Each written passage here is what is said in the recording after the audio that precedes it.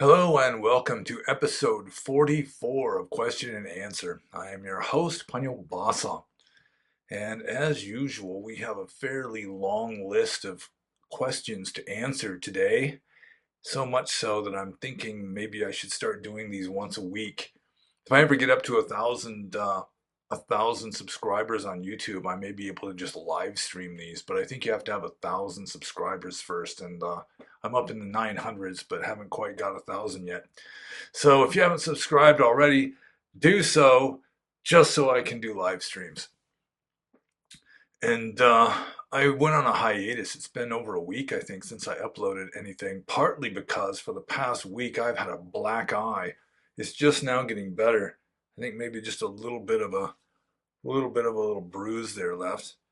And I'm tempted to say you ought to see the other guy, but actually I walked into a bundle of metal at work that was, somebody had put it like blocking the walkway, and it was right at eye level, and it's only like this thick, and it was dark, and I didn't see it easily. And I was turning my head to look at something else, and then I just turned my face directly into this, just boom, right in the eye. So I guess, I tend not to be extremely vain, but when you've got like a shiner, you generally don't want to be on making public appearances and so forth. And in other news, I got a little message from Google, or Blogger, which is part of Google, saying that 2 of my blog posts on my current blog are now behind like warning walls where you have to click and say that you're willing to see disagreeable, sensitive stuff. One of them is understandable. It's that lust epidemic one that I did back when I was a monk. And the other one, strangely, is Patton. It was a speech given by General George Patton, but I guess, for the army to be militaristic and that sort of thing is no longer acceptable. But I should just get to answering questions here, because we do have a fair number of them as usual. And before I answer them, I just might as well say, if you have any questions you want to ask, just put them in the comments below, which is a convenient place. Don't put them under non-Q&A videos, because I might let those slip through the cracks accidentally. So let's go here. First question is from Raphael46.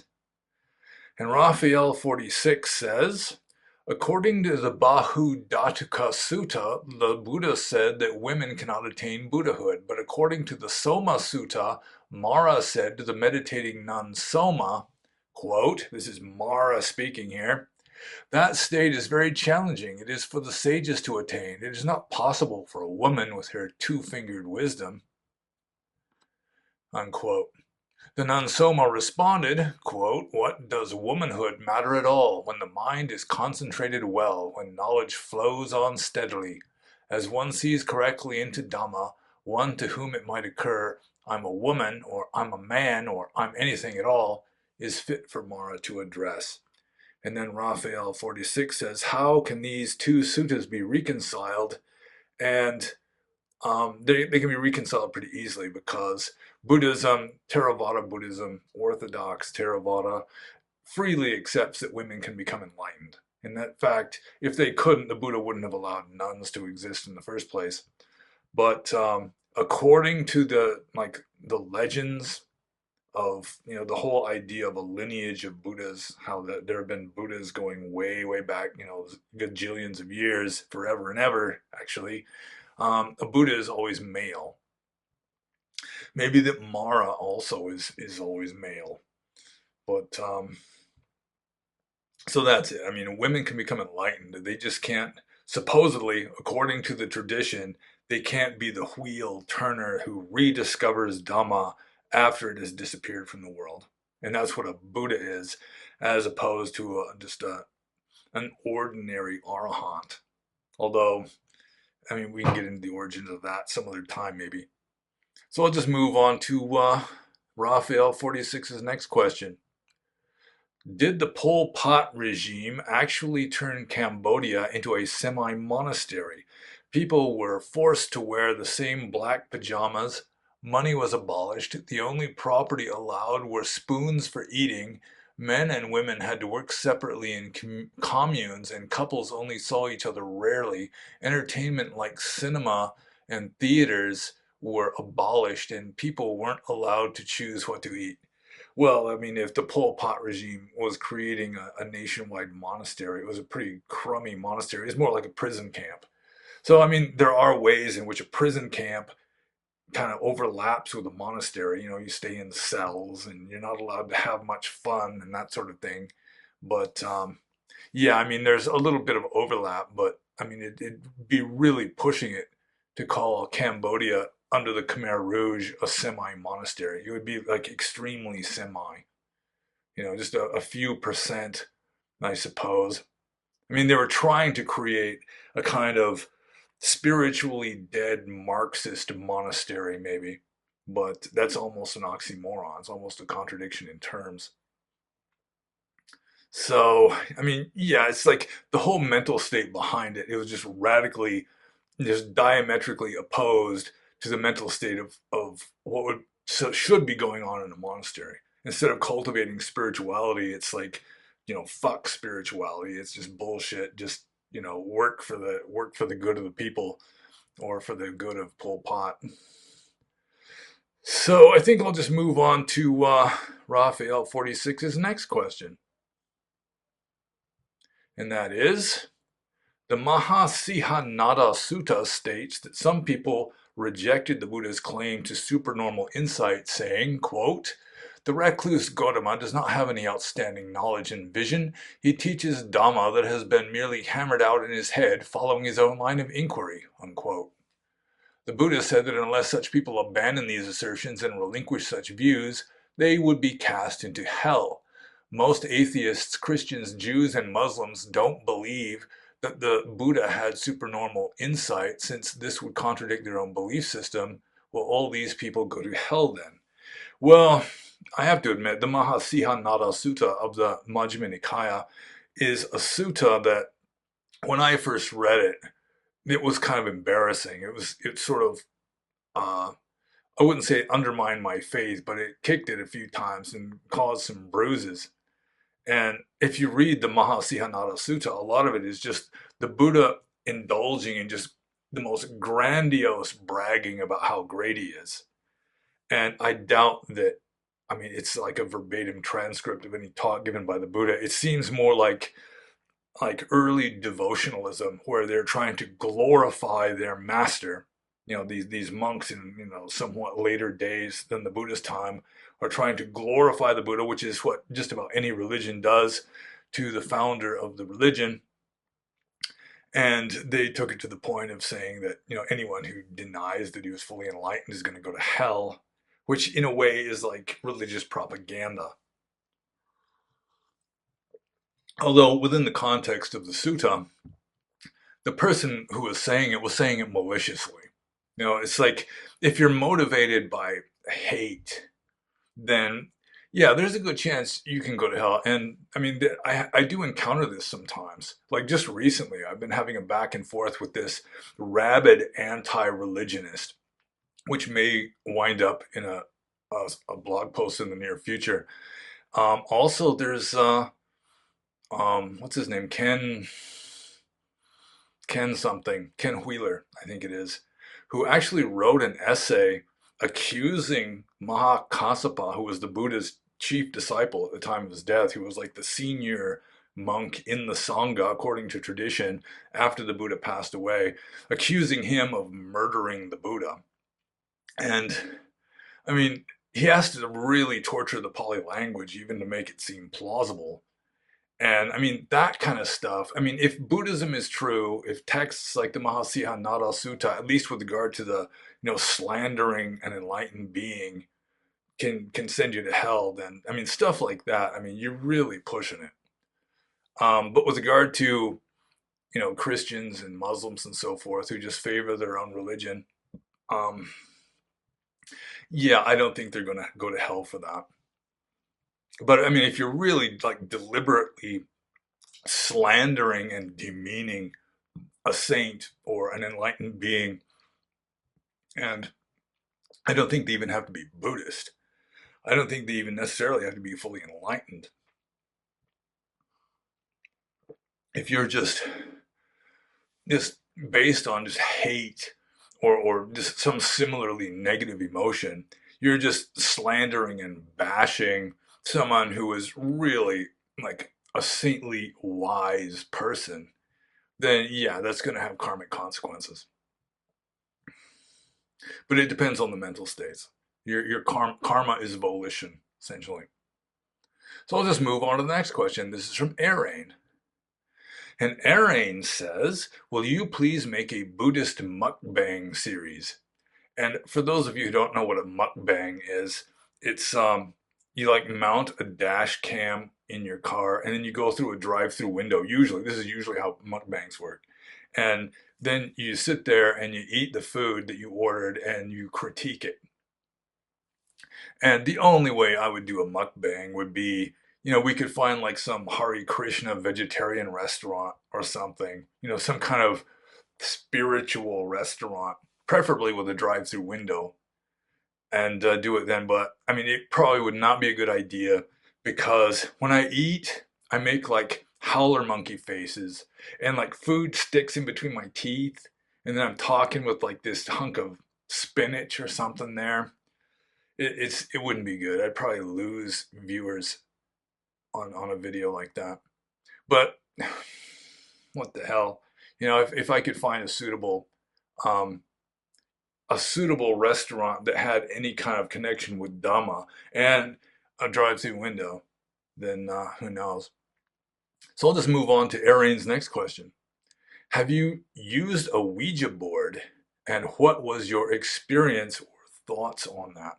When I was a kid, my dad was really into the occult. The occult. And we had a Ouija board when I was a kid, and we used it many times, I suppose. But the thing is, I was a kid, and I really don't remember much from it. There was some talk about me being an Englishman in a previous existence with a name like John Carpenter or something, like back in the 1800s. And I think somebody I knew then became my guardian spirit now, which is often supposedly how it works. But really, I can't, I mean, personally, I think a Ouija board isn't so much spirits talking through people, kind of guiding the planchette on the board. It's more just like the subconscious mind of the people who are got their fingers on the planchette that are doing most of it, if not all of it. But I do have one memorable experience with the Ouija board, and that was I was a kid. My brother was 4 years younger than me, so he was even more of a kid than I was. We were maybe like, maybe 12 and 8. And we were sitting in the bedroom and we consulted the Ouija board because we had a housekeeper who apparently was going insane. I mean, she was just nutty to begin with. I mean, she wasn't going insane. She was already there, I think. And we just kind of wanted to consult with the higher powers to see how we could help this woman. And we got this weird message about how we should go to a certain country store that was up the road like a mile or so, and there we would meet an Indian man. And the Indian man would say, Ram, Mam, Mam, Mam, Mam, Mam. And then it just went AM, AM, AM, AM, and wouldn't stop. And then we had to just stop trying. We came back to it a little later, and it just continued with the AM, AM, AM, AM. And in later years, I mean, when I was at the time, I thought Indian was like American Indian with the feather and, ugh and how and that kind of stuff. But in retrospect, I mean, it could have been like an East Indian man, and that Ram, Mom, Mom, Mom, Mom was, it could have been like an attempt at the mantra Ram, just repeating, just going on and on.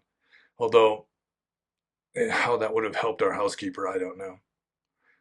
So I'll just move on to the next question. This is from Motorhead.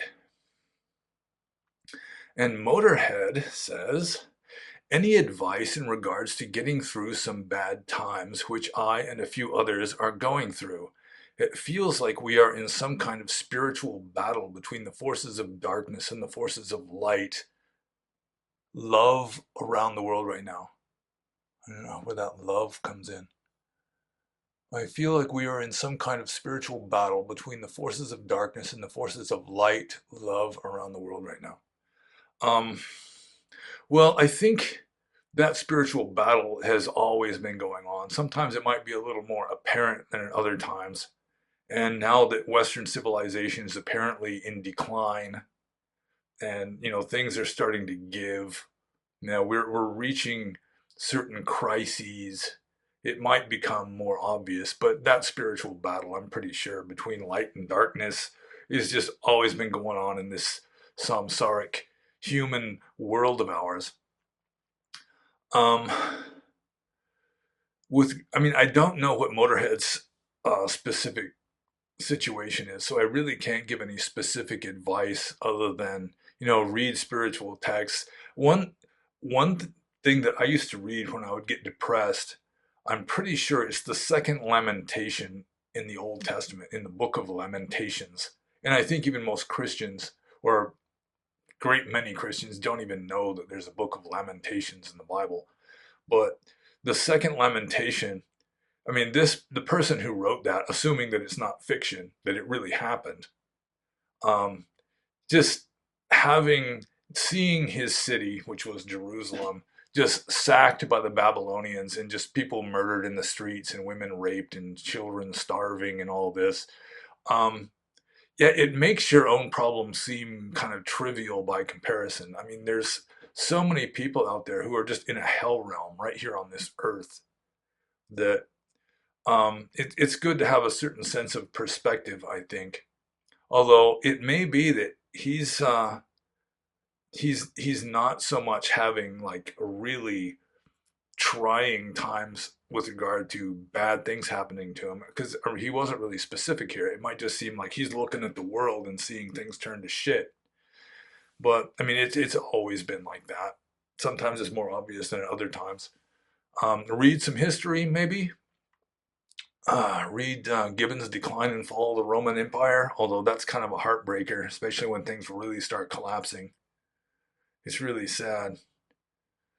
Let's see.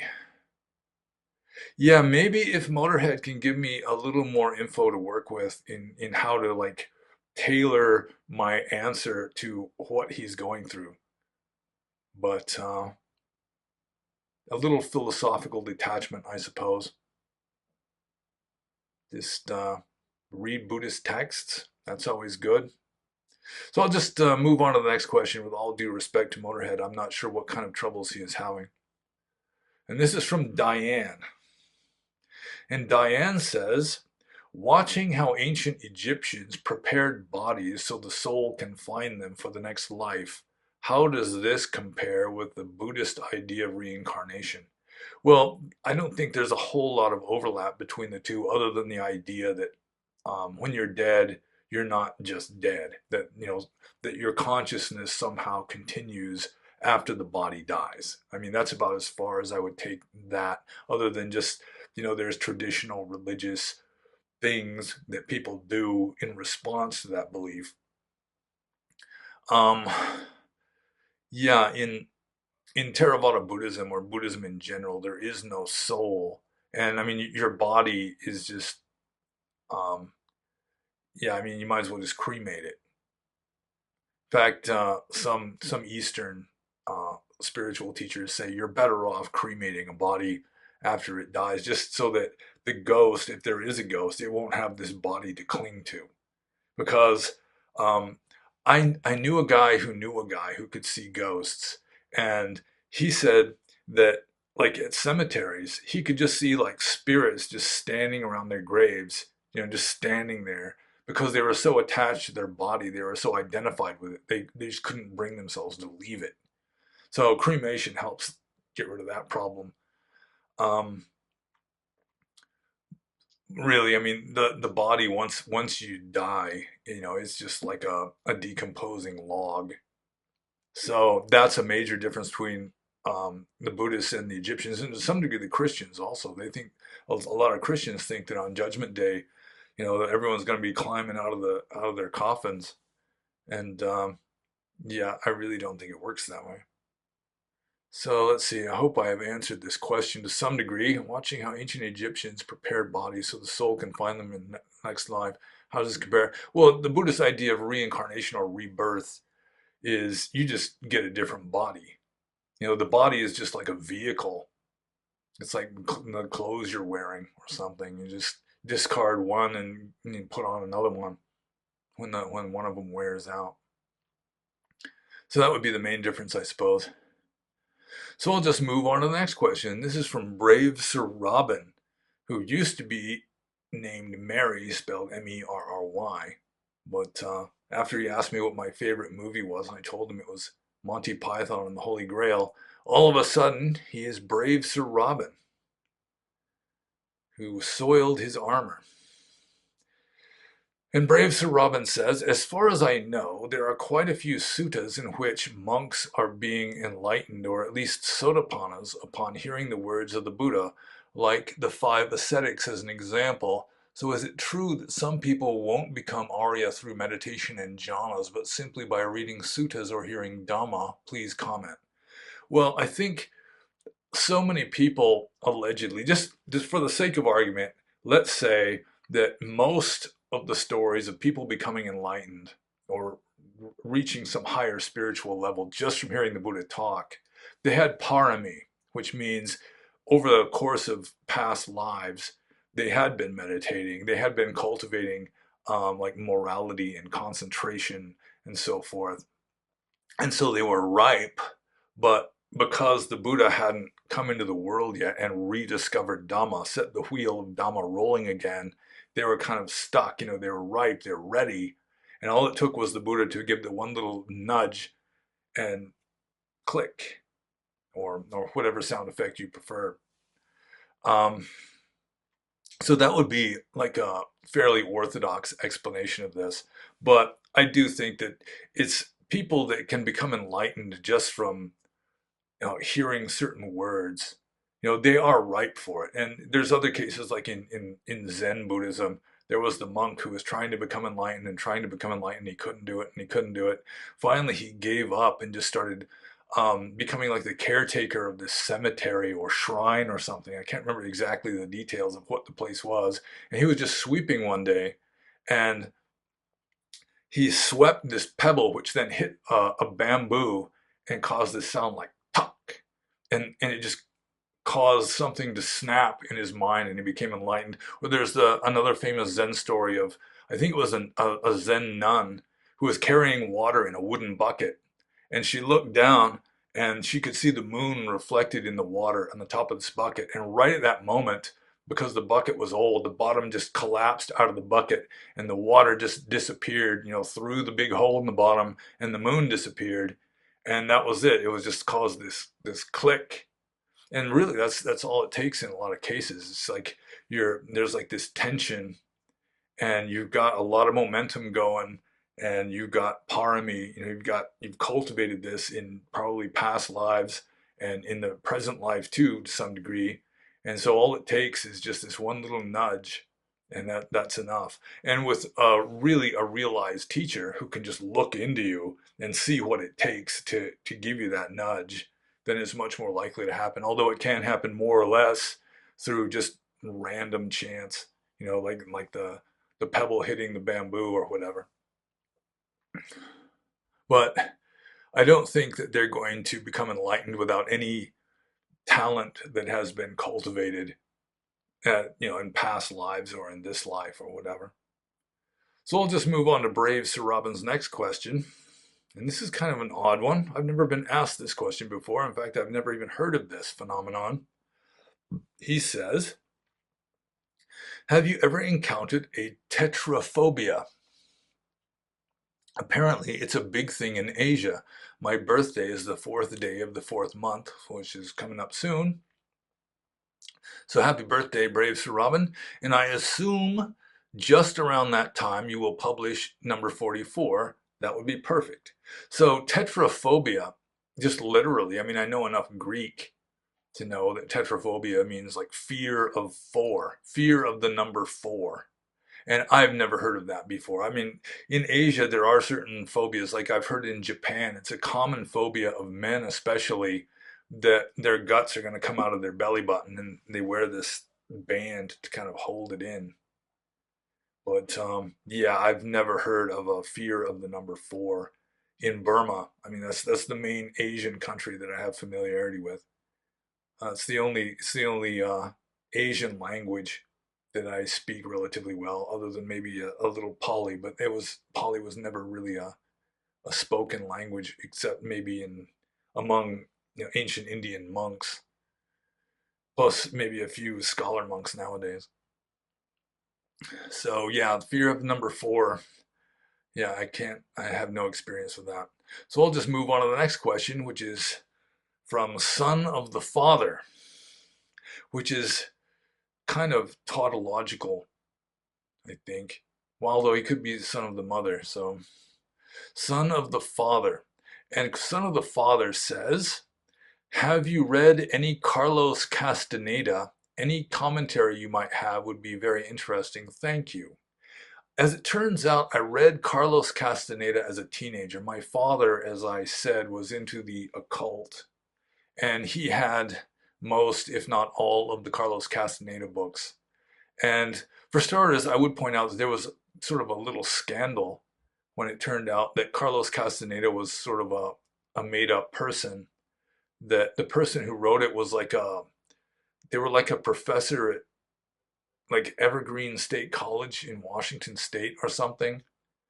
Maybe I assume they had some experience with Yaqui Indian shamanism and so forth. They weren't just making it all up.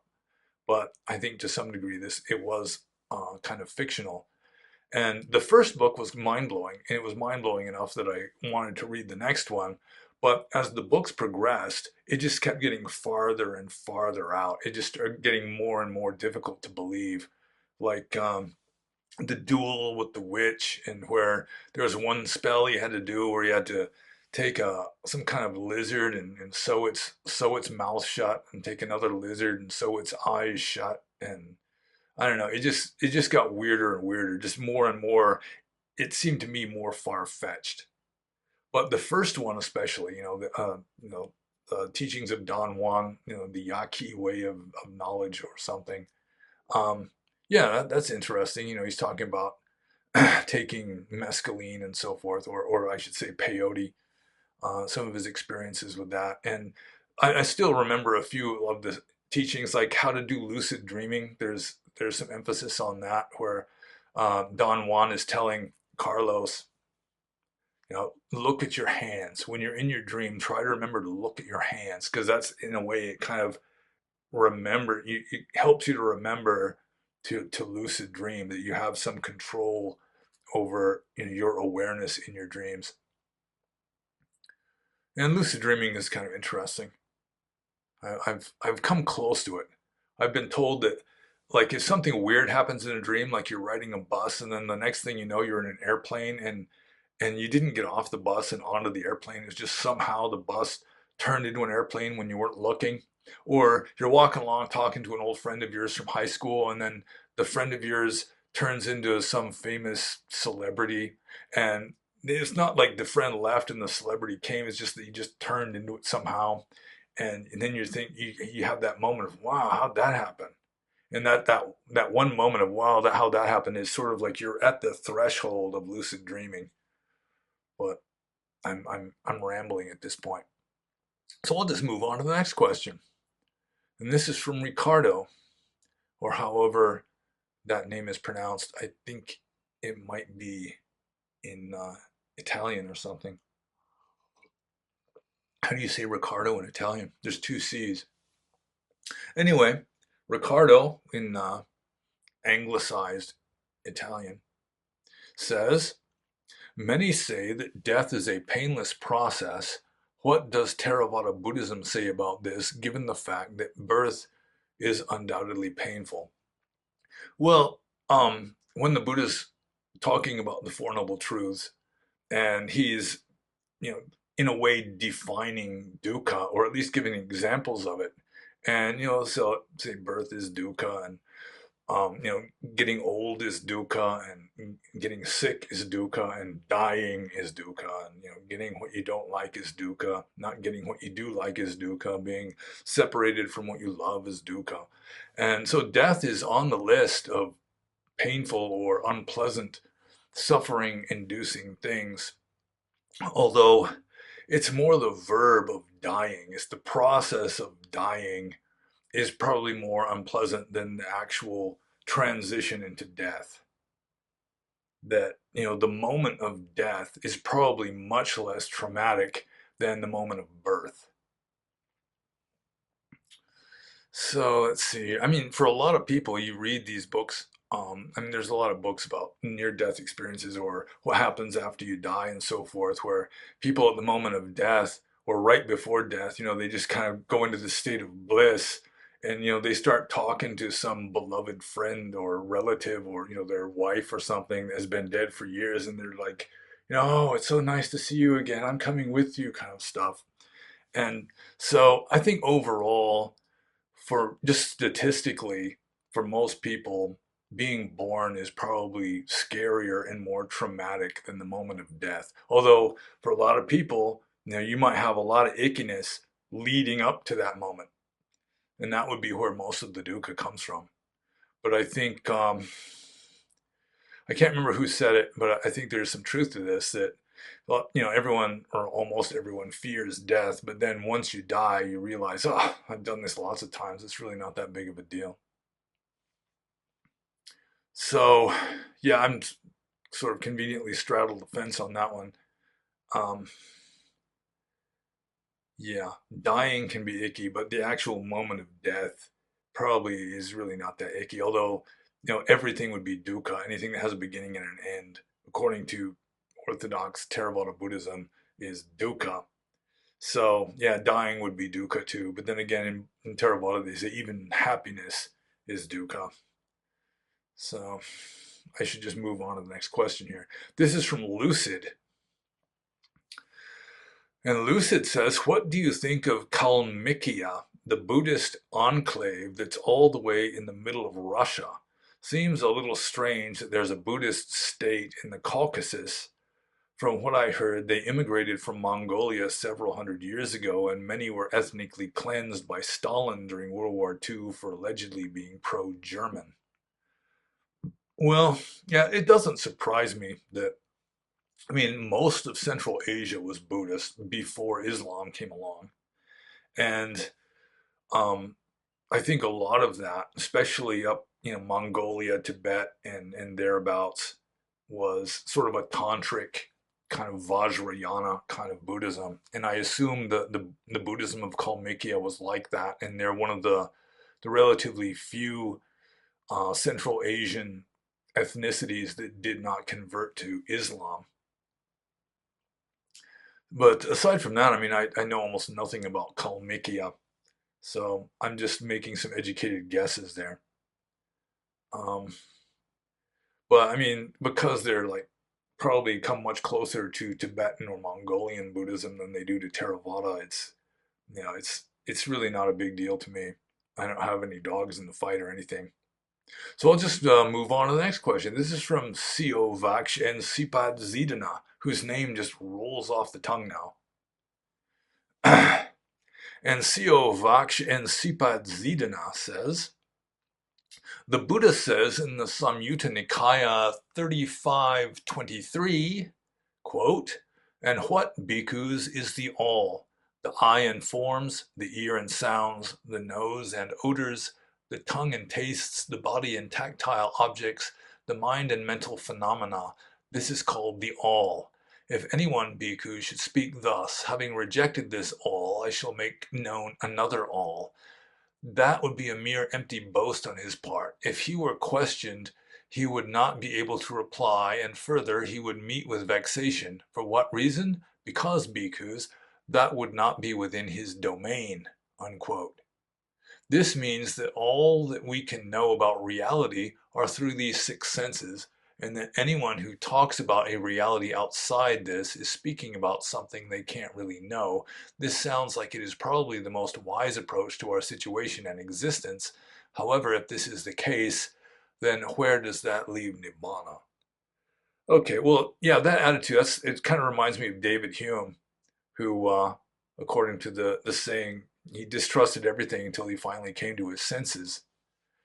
And I think the all here is essentially referring to samsara. It's the phenomenal all, it's the worldly all. And as I keep saying, nibbana or nirvana is just completely off the scale. So it wouldn't be included in that. Although Abhidhamma philosophers kind of dragged it back in to the scheme of things. Um, let's see here. It sounds like probably the most, if, let's see, something they can't really know is, okay, and anyone who talks about a reality outside this is speaking about something they can't really know. Well, they can't really know it because, um, I mean, once you know nibbana, the ultimate truth, there's no longer a person involved. They becomes totally irrelevant because they are samsaric. They are in the world and part of this all. And just going with the context here, obviously Nibbana is not part of this all. And now some people would say, well, that's because Nibbana is just extinction, it's nothingness. But there are other suttas that debunk that claim. And some people actually use this passage here about the all as a way of endorsing the Buddha claiming that there is a self, by just saying, well, the self isn't part of this all. But that's really pushing it. But something that's completely off the scale, the absolute ultimate truth, would not be part of this because it is not phenomenal. It's the all pretty much is like a plural in a way. I mean, it kind of, there's like this implication of plurality of all the 10,000 things mentioned in the Tao Te Ching, and ultimate truth underlies that. So that would be my attempt at an answer there. I mean, it's how would you know it, I think, is the main point here. And you're just transcending the all. You're just going beyond the multiplicity of the samsaric phenomenal universe. And it's not you that knows it. It's just, I mean, everybody has some inkling of ultimate truth. I think the Mahayana Buddhists emphasize this more than the Theravada Buddhists do.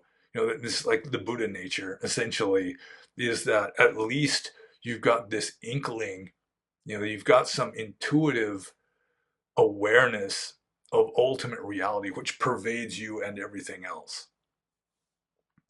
And I mean, it's not really you. It's hard to explain. I mean, it's paradoxical. Once you get into infinity and formlessness, I mean, it's just paradox is just lurking somewhere nearby. And nirvana is that way. Ultimate truth is that way. So, I mean, there is the knowledge, but it's not really you that knows it. And it's hard to explain. But, I mean, the easy answer is that nibbana is just off the scale. I mean, it can be known. In fact, it's the only thing you really can know because everything else is just belief. Like anything perceptual is a belief. It's not genuine, ultimate knowledge. It's not paramata sacha. It's just samudhi sacha. So this is like the samudhi sacha all he's referring to. Seems to me. Otherwise, he'd either be denying nibbana or would be saying that, like the Mahayana Buddhists, that nibbana is essentially samsara. And that's not a Theravada Buddhist teaching. This is sweet tea, by the way, because I'm in the South. Okay, so I'll just move on to Co Vaksh and Sipad Zidana's next question. And I don't even have to read the name anymore. It's like I've got grooves in some neural pathway that I can just blurt it out at any moment.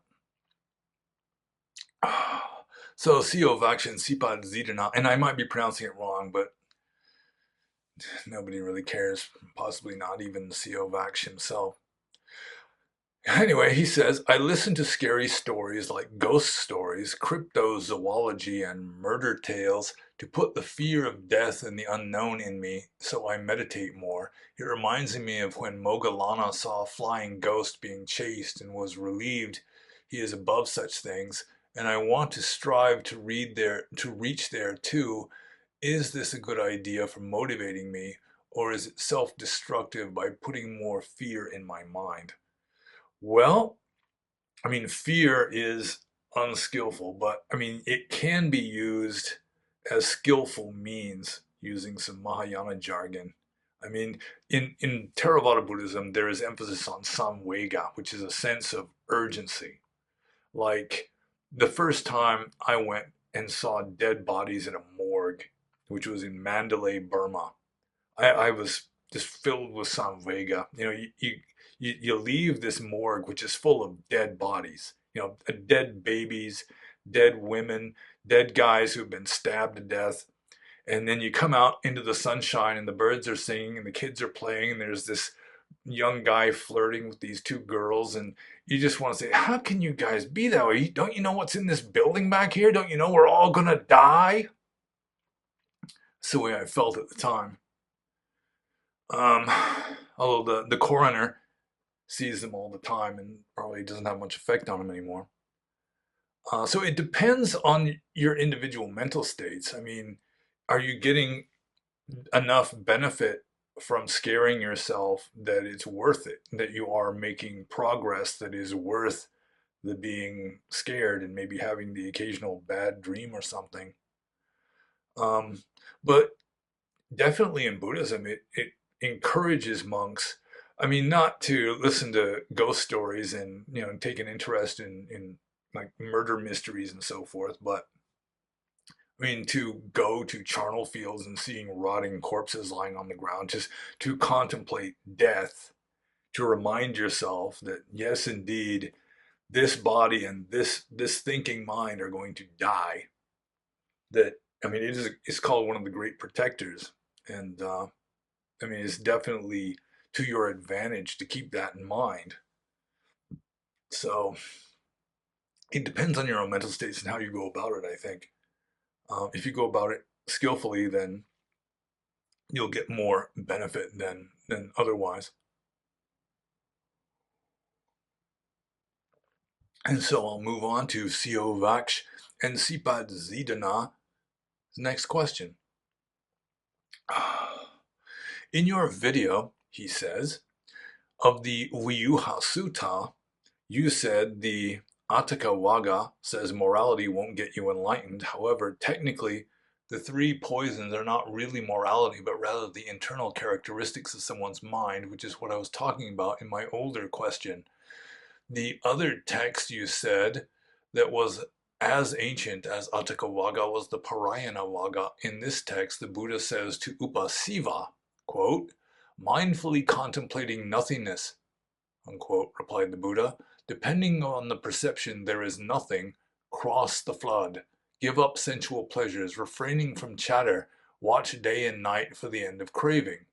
In his answers to Tisamateya, Buddha says, leading the spiritual life among sensual pleasures, replied the Buddha, rid of craving, ever mindful, a mendicant who, after assessing, is quenched. That's who has no disturbances. That thoughtful one, having known both ends, is not stuck in the middle. He is a great man, I declare. He has escaped the seamstress here. The seamstress is kind of a strange term that, I mean, mainly he's getting away from, it's sort of like the fates in Greek mythology, they're spinning the thread. So, oh, he keeps going here. Based on this and more verses from the Parayana-vagga, the Buddha says that in order to cross the flood, we must overcome sensual pleasure and end craving. In fact, it seems the destruction of craving is the goal of the path according to this, but nothing can be said about them after their consciousness ceases. So even the most ancient form of Buddhism requires you to be a saint and would disagree with the Krishnamurti theory of enlightenment, where you can still have this defilement thoughts? Well, there's a lot I could address here, and I'll probably forget to address most of it. But I mean, in the Atthakavagga, it says that a monk is not even opposed to craving, which doesn't mean that he wallows in it. It's just that, like, attraction and aversion, clinging to anything is more of a detriment than a help, ultimately. I mean, so long as you're clinging to anything or pushing away anything, so long as you've got attraction or aversion, then you're not there yet. And that's the main point of the Atthakavagga. It's you shouldn't even believe anything because that's a subtle form of clinging. So yeah, the Atthakavagga says you shouldn't even be opposed to craving. The wise man is not opposed to craving, and that's kind of the way that it is about morality too. I mean, it's not saying that you shouldn't be moral. I mean, immorality also is not it. There's another sutta that I might do a video on soon, where the Buddha is saying neither morality nor non-morality is going to get you enlightened. So it's sort of, he's referring to the mental states more than anything. And morality in Buddhism is a mental state. So it depends on how you do it. It's really not what you do, it's the mental states involved in what you're doing that really are making karma and keeping you stuck or getting you liberated, one or the other, maybe both at the same time to some degree. And with regard to the Parayana it's considered to be um, relatively very old, although maybe not as old as the oldest parts of the Atthakavagga. And the introduction to the Parayana and the conclusion are obviously late. So you had an older group of texts that got, like, later on, got a new intro and a conclusion, like, tacked onto it. I think the intro even mentions the 32 marks of a great being, which is I hope at the very least it's relatively new because no person could have all 32 marks at the same time. So let's see here. Try and get back to this question here.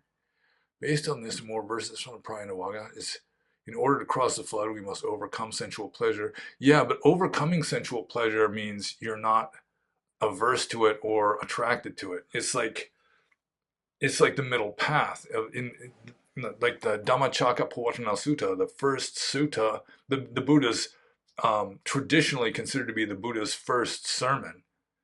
He's talking about the middle path between self-indulgence and self-torture. Self-indulgence would be having aversion. Let's see. Self-indulgence would be having attraction for sensual pleasure, and this self-torture would be like aversion for sensual pleasure. And some sensual pleasures you just cannot avoid.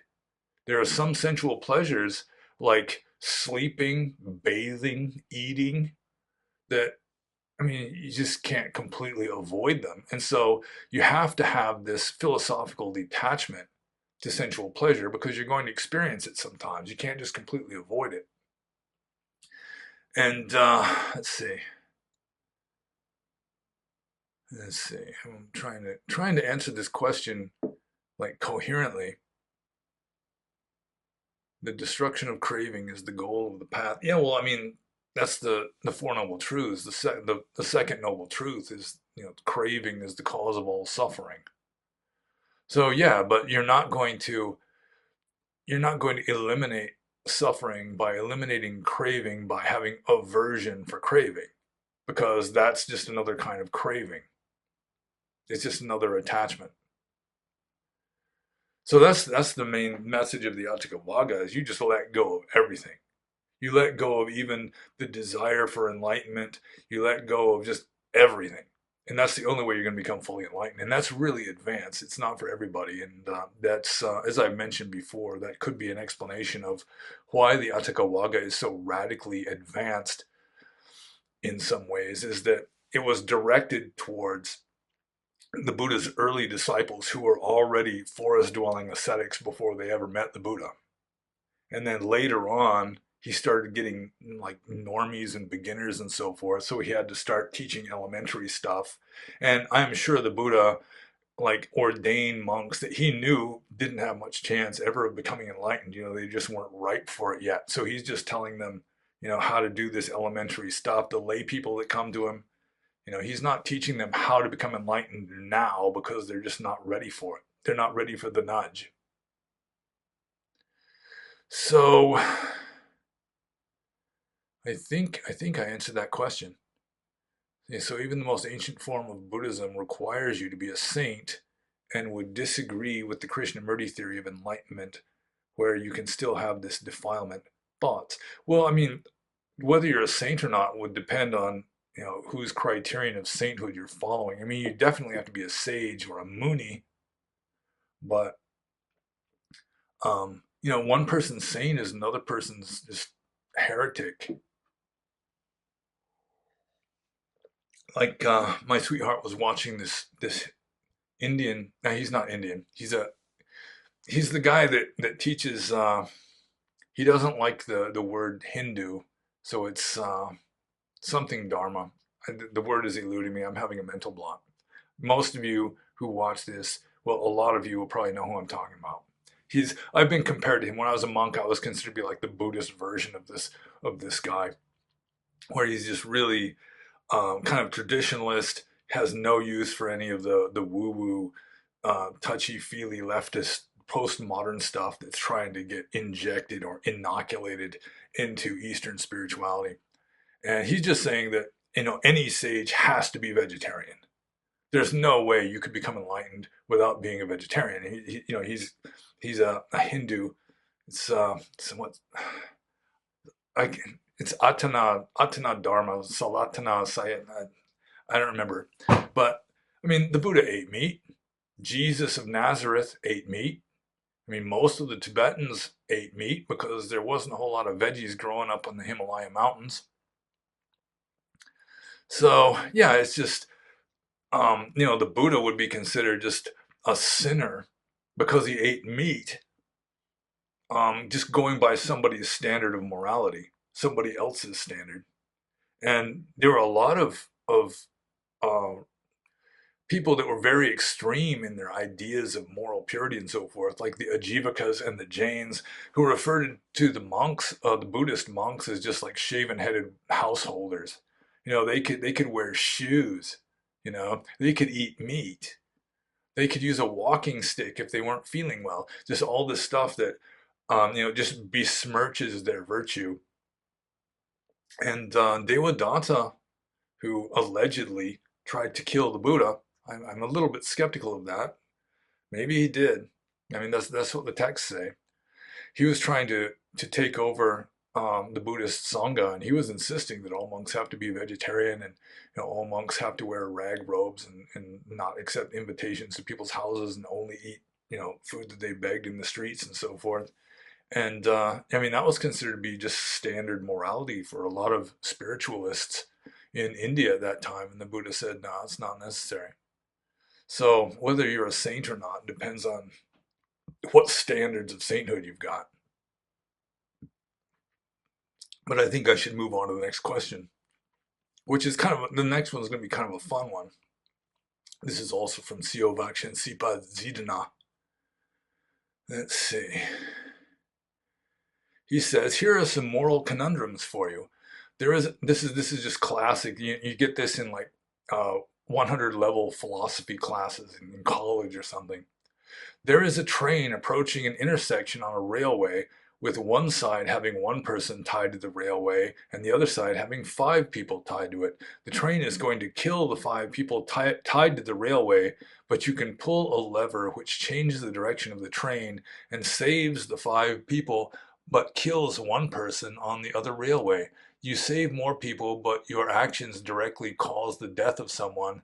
What would you do? Well, I'm just going to answer this in accordance with this strict Buddhist ethics. And the strict Buddhist ethics is you don't touch that lever. If the 5 people die, it's not your doing. But if you switch the lever so that it kills one person, that one person is your doing. I mean, not doing something is morally neutral. Just to sit there and meditate or just observe with equanimity the 5 people getting squished, you haven't done necessarily anything wrong at all. You haven't done anything. But if you switch the lever so one person dies, you've just murdered that one person. Anyway, he continues here. Part 2 of this question. if you are on a train yourself and there is no intersection this time, but 5 people are tied to the railway in front of the train, you know for sure if you push a fat person, oh, fat shaming, this is politically incorrect. If you push a fat person with a gentle shove in front of the train, it will make the train come to a grinding halt and save the 5 people tied to the railway. What would you do? Well, the answer is the same. It's, I mean, if you push the fat person, then yeah, you've just murdered somebody. Whereas if you don't do anything, you haven't murdered anybody. I mean, you didn't save anybody, maybe, but just going with strict Buddhist philosophy or strict Buddhist ethics, then yeah, in a situation like that, you don't do anything. But that really does lead to strange circumstances. Like I wrote a blog post about this probably several months ago by now, about what happens if there's a terrorist. We won't say he's Islamic. That's politically incorrect. But let's say there's this terrorist, and he's got a suitcase nuke somewhere in a big city. It's just going to blow up numerous city blocks. It's going to kill thousands of people. And you don't know where that suitcase is, but you've apprehended the terrorist. He knows where it is. So, do you torture him in order to extract the info on where the suitcase is so you can save literally thousands of people by torturing this one guy who, I mean, he pretty much deserves it. So, I mean, from the Buddhist point of view, just hardcore, hard-nosed Buddhist ethics, you just let them explode. You might drive through there warning people, evacuate, go away, but you don't know exactly where the thing is anyway. So you're just going to have chaos. So it seems to me you may be justified in torturing that one terrorist in order to find out where the nuke is. And I mean, it's just a personal thing. Sometimes you have to do wrong because it's the lesser of two evils. Sometimes it just makes sense that, I mean, you're going to take a hit for the sake of somebody else. And Buddhist ethics really doesn't work that way. It's completely subjective. The whole world can go to hell, but I mean, so long as you don't do anything wrong, it's okay. And I think maybe because we're Westerners, maybe because we're just not ancient Indians, it just seems really distasteful to just stand there and watch somebody die, just because you don't want to do anything wrong. So, like, I one-upped Vaksha and Sipad Zidana's moral dilemma. So I'll just move on to the next question. From Vaksha and Sipad Zidana, this is the last question here. Not the last question of all, but his last question, I should say. Can you please do some readings of Mahayana texts that you found profound? It's much harder to sort through all those texts and finding the gems, and I remember you mentioning some can be amazing, like one that talks about how perception and volition are really the same thing or something.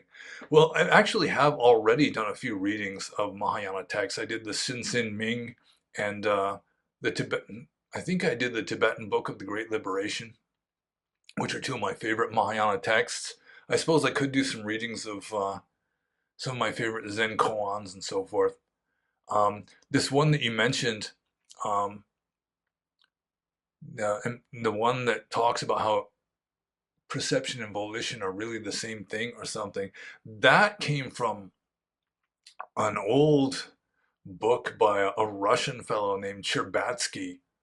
And it was, I don't know if it would even qualify as Mahayana. I think it would. It was like the Dignaga school of a kind of medieval Buddhist logicians. They specialized in logic.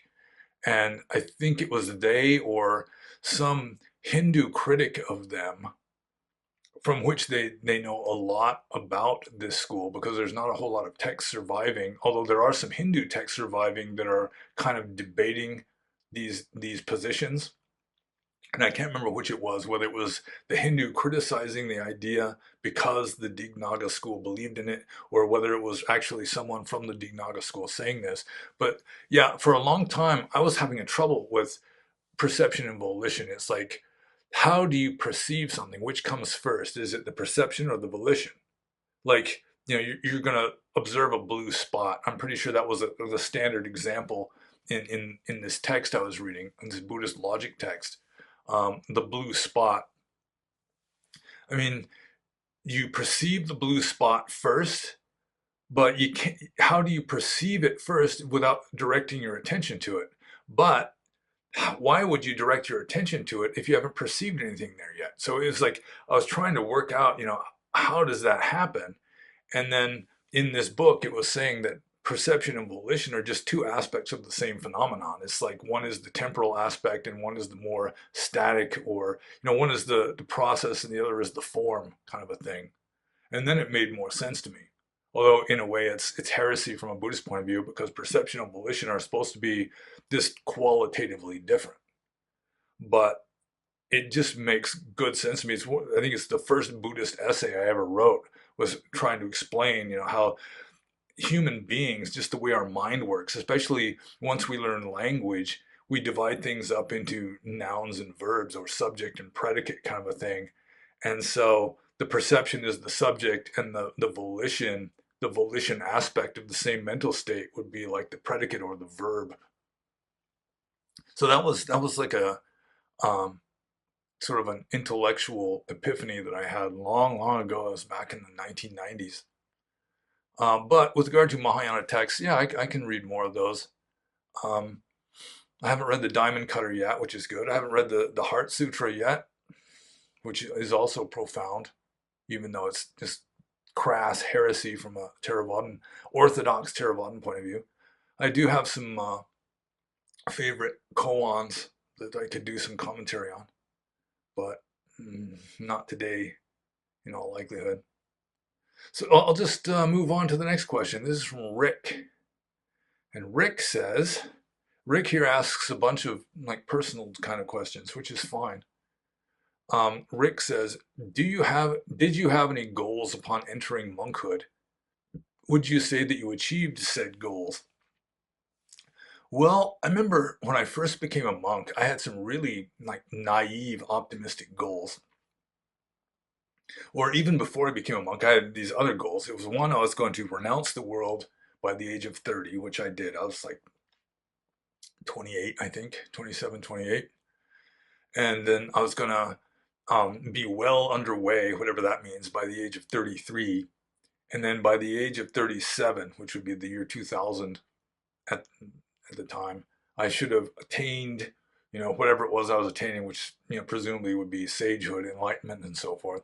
And it just doesn't work that way. You have these ideas in your head, and I mean, it's just samsaric perceptions. It's all delusional. And the reality doesn't work out that way. There's a common refrain in the text. It's found in the Atthakavagga at least once. It's found in the Sutta Nipata more than once. It's like, however it is you think of it, it's different from that. And so you can have goals, like the goals I had as a junior monk. I was going to have jhana within 6 months. That was the plan, and I just didn't take into account that just constitutionally I'm a shitty meditator. I've just got udacha is the Pali word, just like mental restlessness. My mind just won't settle down easily. It took a hell of a lot of work to really get into deep meditative states for me, and so yeah, I had goals upon entering the monkhood. But yeah, I didn't achieve the goals that I had preconceived because they were sort of just naive, delusional kind of goals. I guess. I mean, even if you have the goal of becoming enlightened, being enlightened is very different from what a normie, including me as a junior monk or whatever, thinks of it. I mean, it's like it's not going to be anything that you can imagine. So let's just move on to the next question. This is also from Rick. He says, as a monk, what did you miss most about being a monk, aside from sex? Now that you're not a monk anymore, what do you miss most about being a monk? And then this was in the comments below the last Q&A, and two people who are familiar with me answering such questions. One person wrote lizard geckos, and another person wrote wall-clinging spiders named Lloyd. And actually, that was the geckos. It was not so much what I missed about being a monk, so much as what I missed about Burma. That the little house geckos, that internal ones, not the big ones, the big ones that yell really loud, but the little ones. They just run around on the walls, sometimes across the ceiling. They can go right up a pane of glass, and they chirp like sparrows, and they can change colors, and they eat bugs. I mean, what's not to like? But what do I miss most about being a monk? Partly just the leisure time, just the time to just sit around and think about things. Like when you're working full time and you're interacting with other humans, that, I mean, most of your energy is expended on working full time and interacting with other humans. So I have less energy now than I did when I was a monk, just because I was a member of the leisure class. I could just sit around and philosophize. There was a few things I had to do, but I mean, it wasn't really taxing, other than if I was like doing intensive practice, sleeping 4 hours a night, or approximately 4 hours a night, and just meditating all the time. Then yeah, that can take a lot out of you too. But um, so what did I miss most about not being a monk? Wait, yeah. So yeah, I suppose it's just like the you have more energy, more time and energy to apply to um, you know thinking about things, including important things like Dhamma. Now I'm just kind of living it. It's like I'm taking what I learned as a monk and putting it into practice. And I don't have as much time to think about it. And I hope the quality of my blog posts hasn't decreased too much since I stopped being a monk, just because as a monk, you just sit around and you just work on a blog post for 3 days straight, whereas I just don't have that kind of time anymore. So yeah, I guess it would be that. So I'll just move on to Rick's next question. Knowing what you know now after being a monk for 30 plus years, if you had your life to live over, would you become a monk again? Well, I mean, if I knew then what I know now, it probably wouldn't be necessary for me to become a monk, because I'd already know what I learned from being a monk for 30 years. So, I could just do something different. I could just make a bunch of money, invest in Apple and Amazon, make millions just from knowing in advance, get Bitcoin when it first comes out, that kind of a thing, and then just get myself a big estate, and just, I could meditate there and it wouldn't have to work all the time, that kind of a thing. So that would be a possibility too. It would work better in America. I mean, being a monk in Asia, more or less following the way monks lived in the Buddhist time or in ancient India, that's really optimal for making spiritual progress, at least for some people. But of course, if I didn't know then what I know now, and if I had to do it all over again, I'd do exactly the same as I did before.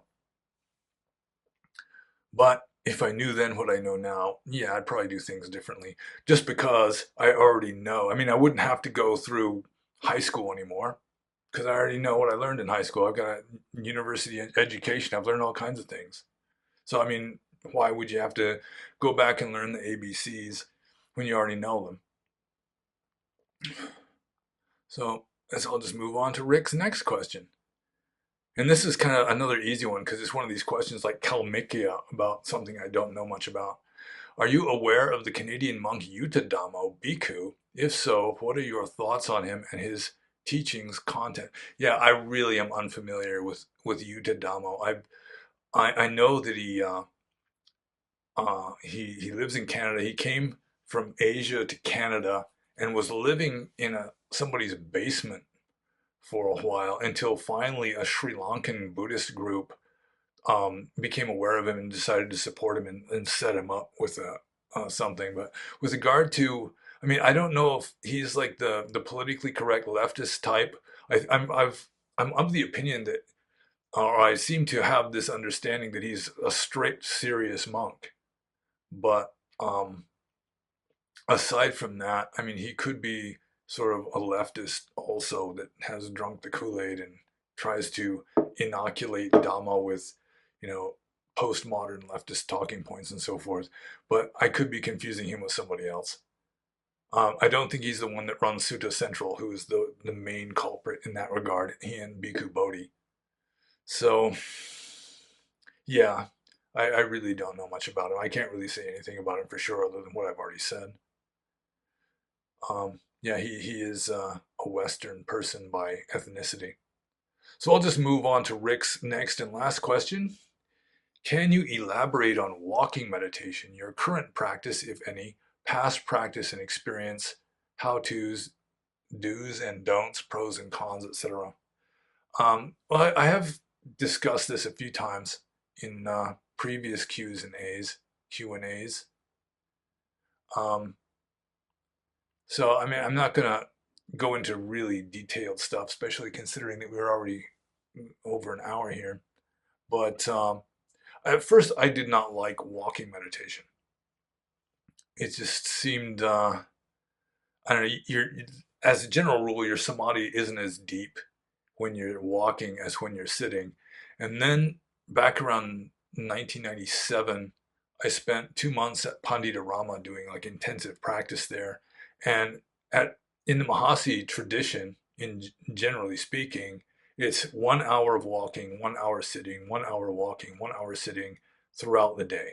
And if you have to do anything like wash your clothes or eat or whatever, that happens during the walking times. So, I mean, you skip a few of the walking sessions, but they do say that you should walk at least an hour before you even sit down to meditate. You just do walking meditation. And it is relatively good for your health. Um, and also it keeps momentum going because I'm one of those people that just can't sit cross-legged all day long. I guess in the Goenka system, there's no walking meditation, but I mean, it is useful to learn walking meditation because once you learn how to do walking meditation, you can meditate anytime that you're walking. So my current practice is just pretty much just what I just said. It's not so much back and forth, chankamana, as it's called. It's like whenever I'm walking, um, I can be mindful. I'm not necessarily doing walking meditation every time I walk, but sometimes you're just in a mindful mood and you just kind of go into meditation mode when you're walking. And for me, usually, um, I just am aware of the movements and sensations in my legs and feet. And one of my favorite um, objects of like focus when I'm meditating, if I'm having a focus, is just like the oily sensation in my knee joints as I walk. But there's all kinds of feelings that you can feel, just the cloth rubbing against your legs or the pressure of the ground against your feet. Whatever is easiest, most conspicuous, the easiest thing to note if you're doing noting. The Mahasi way of doing walking meditation is pretty boring. I really don't like it. Where it's just lifting, moving forwards, setting down, lifting, moving forwards, setting down. And so you're walking in slow motion, and it's just sort of mental drudgery, sort of like counting your breaths. And you can do elementary walking meditation by counting your steps too, like 1, 2, 3, 4, 5, 1, 2, 3, 4, 5, 6, 1, 2, 3, 4, 5, 6, 7, up to 10, and then back to 5, and then up to 10, and that sort of thing. Which is, again, it's like this sort of calisthenics, like this mental drudgery, sort of like calisthenics would be physical, just drudgery, just these repetitive, almost meaningless actions that you're doing just to discipline your mind. But sometimes, like when I was in Burma, especially, you just kind of open yourself wide open. And I'd be doing meditation mainly of seeing, but I wouldn't be focusing on anything in particular. You just kind of keep your eyes in like the focus of a cheap camera where everything is equally in focus, and you just kind of keep your mind clear and just walk back and forth doing that. So that works too. But as I say nowadays, if I am doing walking meditation, um, I'm just sort of walking around the house. I do that sometimes. Or like when I'm at work or something, sometimes I can do it then too. And then you're just being aware of, um, just being mindful of anything while you're walking is walking meditation. So let's see. My current practice, if any, past practice and experience, how to's, do's and don'ts, pros and cons. Um, yeah, there aren't any real cons to it unless your legs are fine and you could be sitting cross-legged. Then you might be making better progress, getting better results by sitting cross-legged. So I'll just move on to the next question. This is from Fred, and technically it's not a question. It's under the Q&A though. You know, he submitted this in the comments under the last Q&A. So I guess it's fair game. So I just wanted to comment on it, I suppose. Fred says, monks are obligated to portray piety, which I would be averse to take part in! Exclamation point. I am in Thailand, and monks have it as a lifestyle. One can never see inside a monk's mind. I like to see smiling monks, not dour, emotionless automatons, which I have witnessed. Yeah, well, I mean, that goes all the way back to the Buddhist time. You know, monks aren't supposed to be smiling in public. It's actually against the rules to laugh out loud in public, especially if you're just doing it carelessly because you don't care about the rule. Um, yeah, so it's like if you're trying to just fade out of samsara, and I wrote a blog post about this, you know, about why monks tend to be so boring, because literally they're trying to fade out. You know, they're not trying to be interesting or lively or anything. You're just trying to become less and less and less until you're not there anymore. So it's just the tradition from going back to ancient India that, I mean, you just got a poker face, especially if you're going for alms round, which is when probably in Thailand you see the most monks unless you're entering monasteries. You're seeing monks going for alms. You're supposed to look down. It's against the rules to look up in public, especially if you're doing it deliberate or just carelessly because you don't give a damn that there's a rule against it. I mean, if you hear like a loud noise above you or something, you can look up and see what it is. But um, you know, you look down, you don't show emotions. I mean, it's not so much dour and like, you know, it's not like they're frowning or anything. It's, I mean, a monk who is practicing well, at least you'll see sort of serenity, you know, you'll see some kind of like contentment, nobility on his face that can inspire a lot of people. And my sweetheart just drove home. I see her on the driveway. But that's not part of the question that I'm answering here. Um, yeah, so I mean, in the Westerners especially, they like if they offer something to a monk, they want to be thanked for it a lot of the time, and that's a no-no too. I mean, if a monk thanks a layperson in Thailand, for example, the layperson in Thailand may get upset. They're not offering something for thanks; they're offering something for merit, and they don't want to get paid in this life. They want to get their payment in the next life, or in the, you know, later. So yeah, it's just a cultural thing. It's sort of like a culture barrier, but it does make sense. If you read the text, you see that, I mean, that was just what you were supposed to do. And monks get really good at a kind of hypocrisy where, you know, they're just like focused, you know, they're looking down, just demure as fuck. And then they get back to the monastery and then they start, you know, talking and giggling and goofing around. Some of them, not all of them, but some do that. I've been behind the scenes many times. So I think I'll just move on to the next question. And this is from Austin. And Austin says, thank you, Panyo Basa, once again for taking time out of your day to answer these questions. Well, you're welcome. My next question is, has modern day debate got in contact with you yet? So, yeah, Austin here was helping me out. He wanted me to debate somebody. And so he tried to sign me up for this YouTube channel called Modern Day Debate.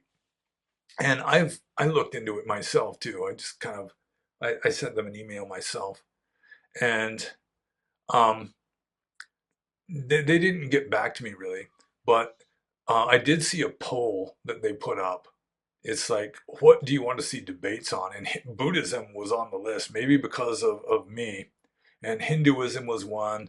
And then it was just some of the standard ones, like, atheism versus Christianity or something. And Buddhism got like 20%. It was not it was sort of one of the low scoring ones. And so it may be that they were just sort of feeling out the demand for a debate um, with me participating in on Buddhism, and it got kind of lukewarm enthusiasm, and so maybe they just decided, well, people aren't interested in that. We'll just keep cranking out debate after debate after debate on atheism versus Christianity, or Christianity versus Islam, or is the earth flat? I've seen like a 4 hour long debate on the list. I didn't watch the thing, but there's just debate after debate on whether the earth is flat or not. So, and modern day debate, it's a good idea, although they really don't screen their debaters very well, because some of them are just incompetent debaters. So I'll just move on to Austin's next question. And this is another Kalmykia one, or it's along the same lines as Kalmykia and Venerable Buddha. What is his name? Is it Yuttadhammo? You are discussing F.H. Bradley, and you have previously mentioned George Berkeley. I was wondering if you are familiar with Bernardo Kastrup and his work. If you're really into idealism, I think you might fancy his philosophy. I've heard of Kastrup, but aside from that, I've never read anything. Probably not even a quote from Kastrup. So, I mean, idealism is interesting. I do think ultimately, the universe is conscious. It's like a manifestation of consciousness. And I'm no materialist.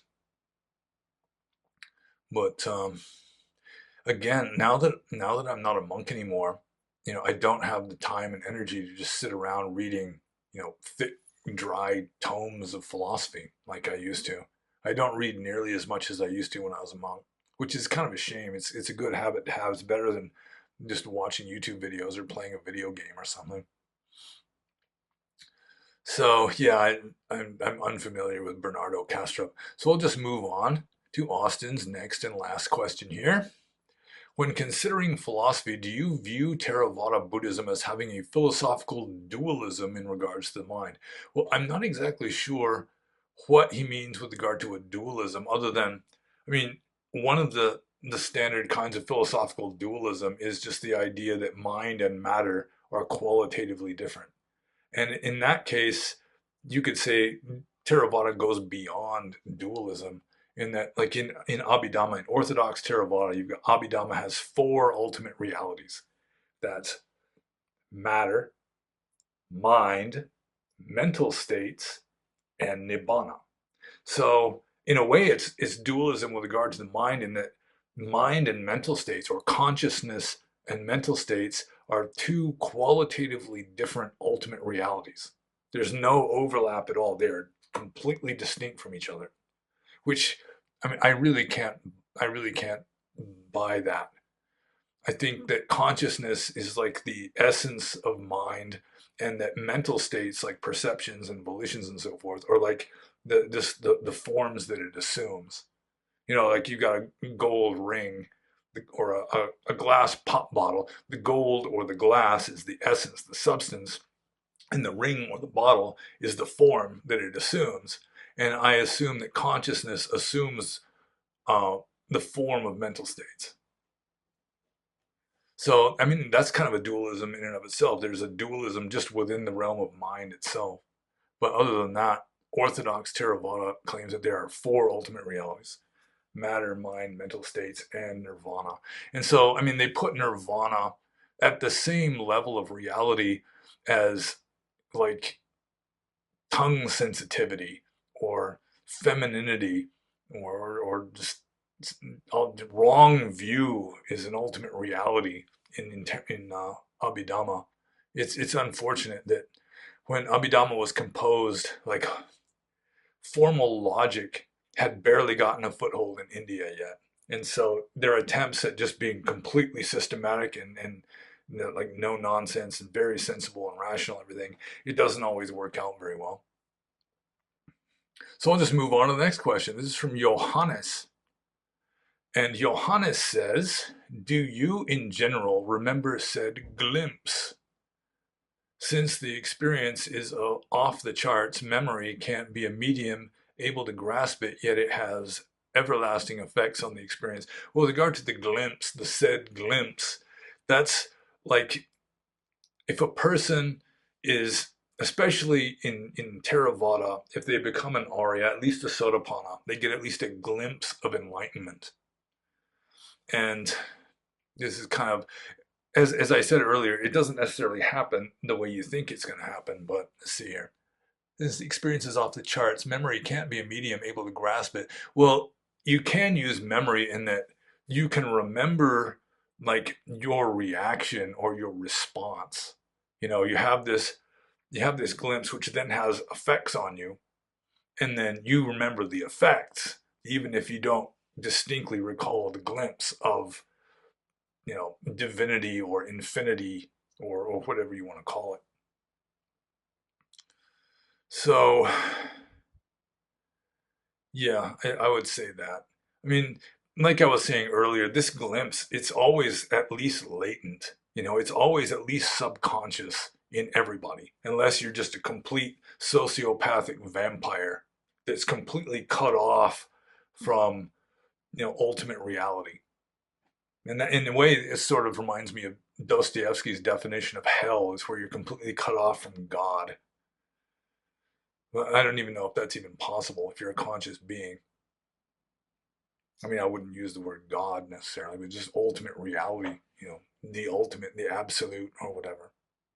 It's always there. You've always got it inside you. And just cultivating a more conscious awareness of that is a major part of spiritual practice or dharma. So I think I'll just move on to the next question here. Also from Johannes. Hey Panyo, I just watched your video about the Atthakavagga. Really good video. Thanks for that. You're welcome.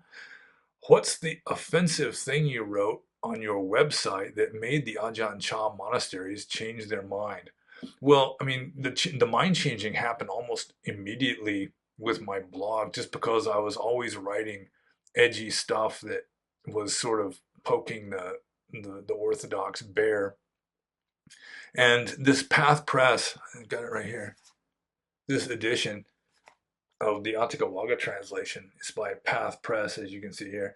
That Path Press is affiliated with this group of Buddhists that they're like fanboys, or maybe that's not a polite word. They're followers of an English monk named Jnana who committed suicide in 1965. And one of this European monk who took an interest in what I was writing was asking me, I mean, are you a follower of Venerable Jnana? And as it turned out, I started the blog, and one of the very first blog posts I wrote was essentially disagreeing with Jnana. So that just kind of put him on the back, put him on his heels just right off the bat. But I think the main blog post was I wrote this really controversial blog post. I mean, it wasn't just one blog post that I wrote, but this one in particular I wrote about just getting emotionally involved with a woman in America. I mean, we didn't have sex, but still, we got emotionally involved and I indulged in inappropriate behavior for a monk, and it was just too scandalous. So that was probably it. But again, I wrote lots of other blog posts that were, I mean, in some ways, just as inappropriate or scandalous or whatever. So anyway, I'll just move on to the next question. He's kind of asking me some embarrassing questions here. Johannes's next question here. Did you ever have a nimitta? And this one is not particularly embarrassing, so I may dwell on this one for a while. A nimitta literally means a sign. And usually, if you're talking about seeing a nimitta in meditation, it's with reference to a mental state called upachara samadhi, which is like the stepping stone into jhana. It's like one stage below first jhana, supposedly. And it's mentioned, as far as I know, only in the commentarial tradition. It's not really dealt with in the suttas, as far as I recall, which indicates that, I mean, it could be just like apocrypha. I mean, if it's so important, I mean, you have to experience this before you can get jhana. You'd think there'd be at least one sutta dedicated to discussing this. But a nimitta, it's like some kind of vision. And usually it's just sort of like a white or light colored circle or oval or cloud. Or some people they'll see visions of the Buddha or some such. And yeah, my sweetheart's distracting me outside the window. Yeah, sometimes you'll just see a vision, and let me take a drink.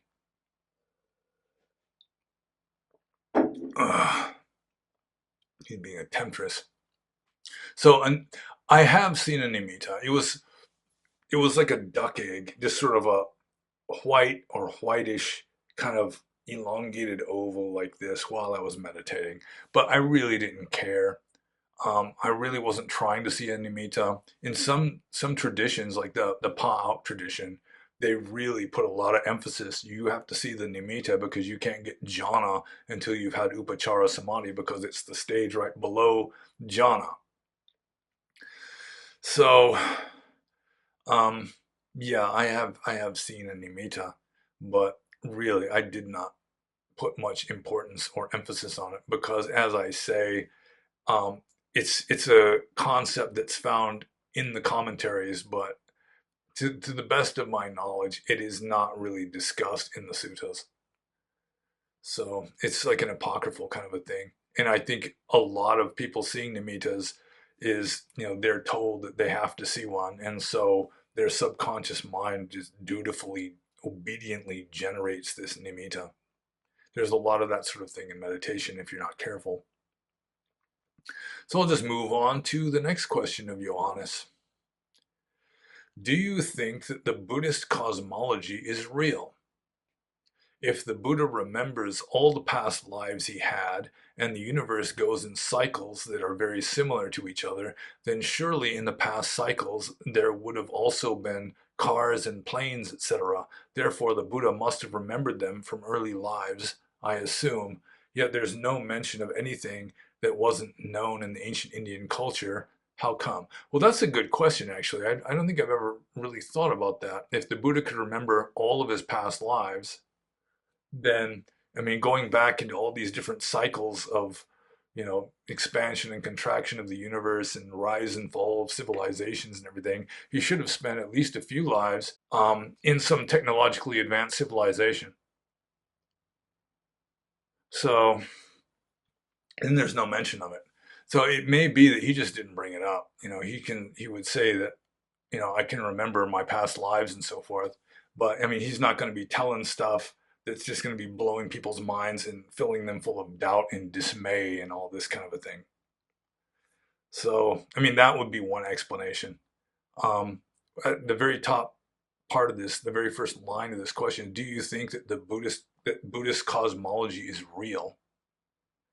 Um, I don't think that it's exactly like it says in the text. For example, recently in some video, I was expressing some severe doubt about the heaven realm of the perceptionless Brahmas, for example, who don't have any mental states at all. They're just like statues, and they just stand there in this heaven realm for millions and millions of years. They couldn't possibly be working off any kind of karma because there's no mental states involved.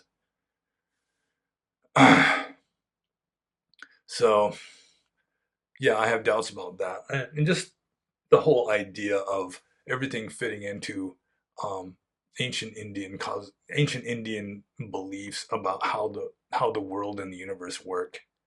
Like, the realm of asuras, for example. That's one of the lower realms.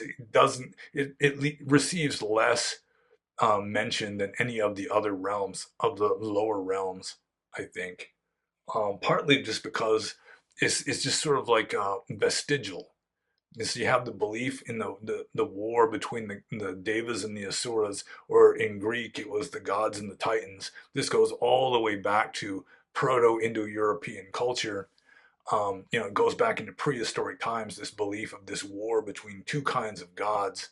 And it may have originally been just a kind of religious conflict between two pantheons. You had one tribe worshiping these gods and another tribe worshiping these gods, and eventually one of them prevailed and became just the universal gods of the people. I mean, there wasn't necessarily really a war between devas or gods and titans, and then the titans are defeated and then they're enchained at the base of this mountain and so forth. So, yeah, I think that the general gist of Buddhist cosmology is right. I mean, you're going to have lower realms and higher realms, and it's going to go from just very, very crude and miserable up to the most refined and blissful states. It's in in an infinite universe. Anything that's possible can happen and does happen. Although personally, I think that some of the higher beings and some of the lower ones obviously have got tentacles, and maybe some of them breathe, liquid ammonia or something on some completely different kind of world. It's not all anthropomorphic, anthropocentric. All the beings except for animals look like people if they've got a body at all. So, yeah, I mean, so the whole Buddhist cosmology thing, a lot of it is just ancient Indian culture. And to some degree, you have to separate the wheat from the chaff when investigating some ancient spiritual tradition, because they're going to have ancient cultural assumptions that really are irrelevant to the main point of the system. Buddhist cosmology is largely, not entirely, but largely irrelevant to the whole process of spiritual practice and just cultivating wisdom. So, and yeah, assuming that the Buddha did remember all of his past lives, which would be presumably an infinite number of them. Yeah, he might remember lives as some alien with tentacles breathing liquid ammonia, but he's not going to talk about it. He's just going to talk about stuff that's going to help other people, something that they can kind of grasp, that they can get some kind of benefit from just by kind of understanding it. So I think I'll just move on to Johannes's next question. And this one is a surprisingly difficult one for me to answer. So I'm not sure how well I'm going to answer it. What is wrong effort, wrong mindfulness, and wrong meditation, and how do we know if we practice it or not? Well, wrong effort would be effort in the wrong direction, effort away from fewness of desires and that sort of thing. Wrong mindfulness. Yeah, that one I'm not sure, because I mean you can never have too much mindfulness. There's the five indriyas, or the five balas, or it's the five faculties or the five powers. Two of them come in pairs, which is one is like panya and sada, or sort of wisdom and faith, or sort of like intellect and faith. They have to be in balance, because if you have too much intellect and not enough faith, you're going to be totally skeptical and you're not even going to believe what's true. On the other hand, if you have too much faith and not enough intellect or like reason, then you can believe anything, no matter how ridiculous it is. And then you've got the balance of virya and samadhi. Virya is like energy, and samadhi is concentration. You have too much virya and not enough samadhi, then your mind's just all over the place. You have too much samadhi and not enough virya, then you just kind of go into a trance. You just zone out. So those have to be in balance too. But mindfulness, you just can't have too much of it. No matter how much of it you've got going, that's good. So wrong mindfulness, I mean, it would have to be just sort of bringing to mind bad things, just remembering, the girl you felt up in ninth grade or something. Because mindfulness, sati, also can mean memory. So it's just probably just attending to unskillful objects. And wrong meditation, um, one kind of wrong meditation would just be, just meditating on things that, how do I say this? Just meditating on wrathful deities in a wrong way. I assume Tibetan Buddhists especially meditate on wrathful deities, but I mean, if you're, you know, meditating on like demonic forces or something, or wrong meditation, you just go into like a stupor, you just zone out. Like I had one guy when I was in Burma, I think he was Chinese. He was bragging to me about what a good meditator he was because he was saying, when I meditate, I don't notice anything. I don't hear the ticking of the clock. Mosquitoes can bite me. I'm just completely oblivious to it. And I'm thinking, well, I mean, that's not necessarily good meditation. If you're just like going into a trance where you're just oblivious to everything around you, then yeah, I don't think that's necessarily good meditation. So yeah, these are all like three steps of the Eightfold Path. Right effort, right mindfulness, and right concentration. He's got right meditation here. So wrong concentration is just concentrating on something unwholesome. Wrong mindfulness is just being essentially, you know, attending to something unwholesome. Being mindfully aware. Like mindfulness isn't necessarily just being in the present moment. I mean, you really can't go wrong being in the present moment, but it can also mean just mindfulness of, the virtues of the Buddha or something. And if you're just thinking like completely wrong stuff, then that could be wrong mindfulness in that sense. And of course, wrong effort. I mean, if you're just your effort is entirely directed towards, making as much money as possible and destroying your enemies and stuff, then yeah, that would count as wrong effort. So how do we know if we practice it or not? Well, just to have just a basic awareness of Dharma. I mean, you can just compare what you're doing with, what's in the text, or if you've got a good teacher that you trust, compare it with what he's telling you, or you can just describe it to him and he can tell you, well, you're on the right path or you're not on the right path. But it really shouldn't be that difficult. But it does, the more advanced you get, the more subtle it gets, until you get into the Atthakavagga realm, where, I mean, essentially, is you just have to let go of absolutely everything. So I guess I'll just move on to the next question. This is also by Johannes. What's the longest you ever sat in meditation, and what's the longest you ever saw or know of someone sitting in meditation? Well, when I sat in meditation, it was in the full lotus, and I do not have very flexible legs. And so the longest I ever sat was in the full lotus position. It was a little over 2 hours. And it gets painful, especially if you're not very flexible. The longest I ever saw or know of, I don't know, the longest I ever saw, there was this Mahayana monk from Korea at Pandita Rama, and he could just sit like a statue for hours. I mean, commonly, you'd have 1 hour of sitting, 1 hour of walking, and another hour of sitting. Sometimes he'd just skip the walking part and just sit for 3 full hours. And he could just flop his legs out of the full lotus and just get up and walk away. He was fine. There is a Sayadaw in the The Ingu tradition in Burma who will have people sitting at least 8 hours straight in the full lotus.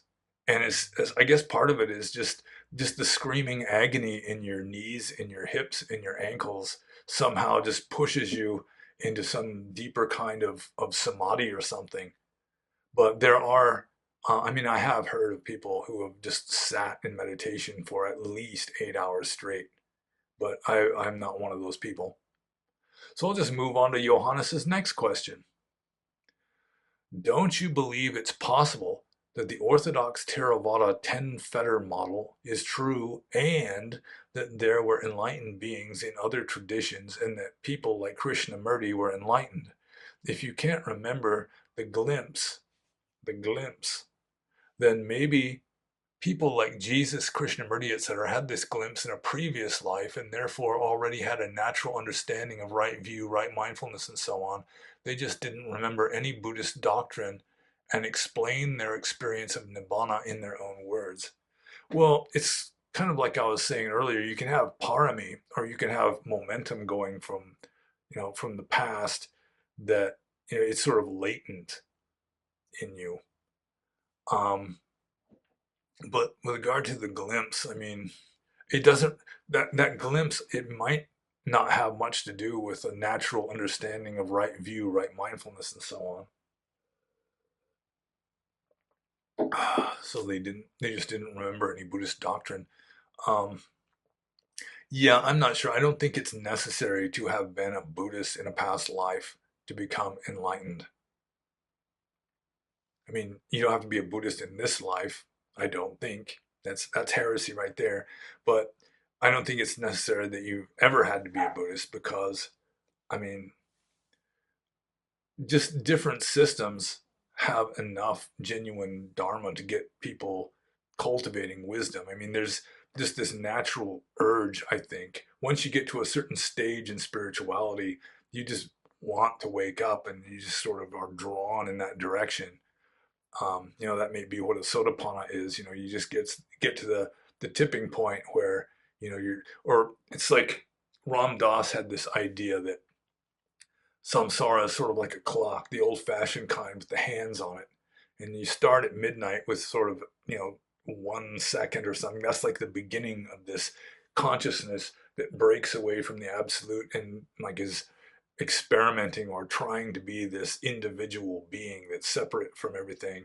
And then once you get back to, it's getting farther and farther away from the source, which is 12. And then once you get to about 6, then you're like coming back again. You're getting closer and closer and closer. So, I mean, I think that can happen regardless of whether you're a Buddhist or not. The 10 fetter model. Yeah.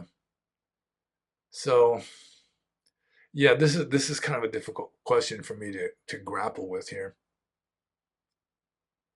But yeah, I don't think that Jesus or Krishnamurti, either of the Krishnamurtis, necessarily had been Buddhists in previous incarnations, regardless of the lost years of Jesus stuff and all that.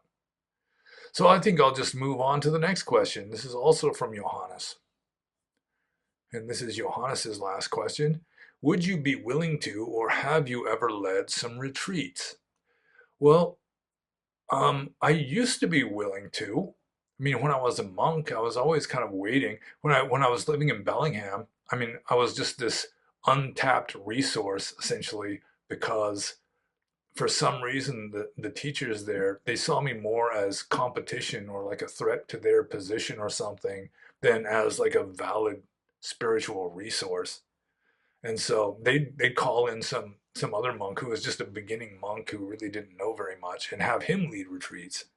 But my conditions for leading a retreat at the time would have probably been prohibitive because I would refuse to lead a retreat that cost money. So it would have to be supported somehow. And yeah, I don't think they would have gone for that. And then after I became a monk, when I came to here to South Carolina, still had this idea I could lead like camping retreats where you hike a little bit out into the forest with maybe 6 people, and then you find a good place and everyone sort of camps in a separate place, maybe without a tent or anything, just sitting under a tree like in the old days. And in the evening, you come back to a one campfire and have like a Dhamma talk. And I think that's still a good idea, but it just never materialized. It's just sort of like the universe just doesn't want me to lead retreats. Even when I was most qualified and just was like going for it, just, I can do this. It just didn't happen. It was just some sort of karmic block or something. And now I'm working full time in a sheet metal shop and have a sweetheart and other people to deal with and just interact with. And again, I just have less free time and less energy. So it's probably less feasible now than it was when I was a monk. But even when I was a monk, it just didn't happen and wouldn't happen regardless of all the talk about it and people saying, oh, you should have retreats and all this and that. And it just never happened. So, next question is from Drunk Druck. And Drunk Druck says, how do we stop Judeo-Bolshevism? And I assume by Judeo-Bolshevism, he's mainly referring to Marxism and various offshoots and variations and mutations of Marxism, or like quasi-Marxism. And how do we stop it? Gosh. Well, I think the main way of even just dealing with it is, I mean, I don't think you're ever going to completely stop it. I don't think you're ever going to completely stop Christianity either. I mean, it's just like this thing that's already established, and there's always going to be some people that are believing in it, including some um, people with like influential people. So I mean, the best thing you can do is just expose it to sunlight. Sunlight is the best disinfectant, as they say. Just do your best to expose it and just show the like the evil consequences of it. I mean, Marxism has proven itself over the past century. We've got 100 years of evidence that Marxism, in its various forms, is worse than fascism. I mean, Stalin killed more people than Hitler did. Mao killed more people than Stalin and Hitler combined. That's even setting aside like the Kim dynasty in North Korea and Pol Pot and all that. I mean, how much failed or stagnant economies, totalitarianism, and genocide does it take before people that are just lost in their heads and just emotional wishful thinking are going to wake up and realize that it just doesn't work? I mean, it may sound good in theory, and then they just insist because it sounds good in theory that it has to work, and we're just going to force it down people's throats at gunpoint if necessary, and it just doesn't work. So I think the best thing is just through just informing, educating the masses. I think that would be your best bet. And so finally, the last question is from Eva or Ava, EVA. Eva or Ava, I don't know how to pronounce that. I think it's Eva. And Eva or Ava says, how do I get the Atthakavagga book translation by you? I really need it. And so I've already answered this, but I have received a few requests along these lines just recently, mainly after doing the video on some suttas from the Atthakavagga where I'm discussing the Atthakavagga and its importance as a Buddhist document, where it's potentially at least the most important Buddhist document in existence because it is, in my opinion, the largest intact chunk of really primitive, archaic, pre-Theravadan Buddhism that we have. So how does one get the Atthakavagga book? There are a few different ways you can go about it. I mean, if you want other translations, then they're out there. Just, find translations of the Sutta Nipata. Like you can, I'm sure by this point, Bhikkhu Bodhi and Ajahn Chah have both translated it. Um, if you're referring to my translation of it, then on my website, which is languishing, um, nippapancha.org, nippapanca.org. There is a digital copy of it that you can download easily. Also, I have been told that there are at least two different editions of my translation linked to the Wikipedia article on the Atthakavagga. So there's that too. But if you wanted a paper book copy of it, you'd have to contact me and give me your mailing address, and I could send you a copy of, let's see, I think I've got it right here. This second edition. I do have quite a few copies of this. It's like this little, Pali on one side and English on the other side. and I could send that. This was going with the idea that I wanted something really compact that you could put in your pocket, but it's still kind of a little too big for the average pocket. But it's also, it has a few typos on the poly side, I have to admit, just a few. But that would matter mainly just to people that wanted to read the poly and were able to read the poly. So that's the way you can download it off the internet, from nipapancha.org or the Wikipedia, or I assume there's probably other ways of finding it out there. Or if you send me your mailing address, I can send you a copy. And that's it. That was the last question. So again, if you have any questions, if with regard to anything that you think I could answer, like Buddhist philosophy, especially Theravada Buddhist philosophy, Buddhist monasticism, my own experiences in Burma or as a monk, just Burma, I can answer questions about that fairly well in most cases. Um, Meditation, Dharma in general, stuff like that. If you think that I might be able to give an informed answer on the question, feel free to ask in the comments below, and be sure to check the links below this video, where is my URL links, and also the books that I'm selling on Amazon. And let's see what else. Subscribe if you haven't already. I'm not too far away from 1,000, which I think is the critical mass for live streaming. And give me a like if you like, and be happy.